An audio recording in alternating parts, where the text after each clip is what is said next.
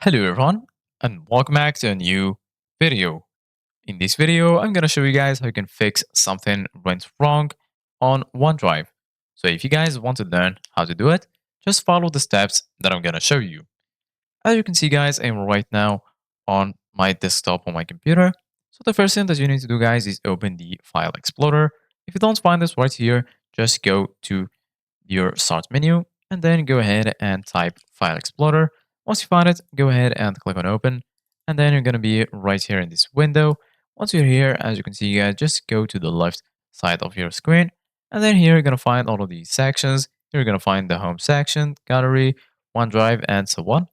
So right now, go ahead and click on the OneDrive section. And then once you do that, right click on it. And then right here, as you can see, guys, you're going to find all of these options. You're going to find the uh, option to copy it, expand it, open it in a new tab, and so on.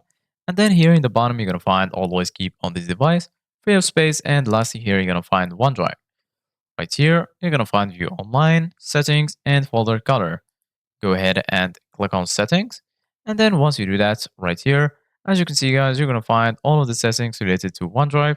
Right here in the left, you're going to find all of these sections, sync and backup, accounts, notifications, and lastly about.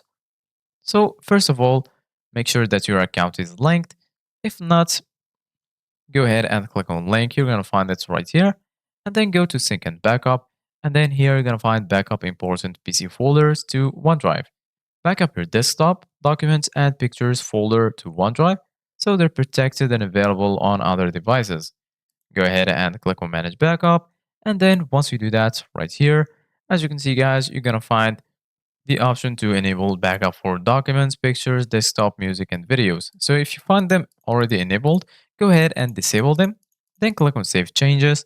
And then click again on Manage Backup. And then enable them again. And then save your changes. Then you go back to OneDrive. And this will or might fix your issue. So this is us guys for today's video. Thank you guys for watching. See you guys in the next video.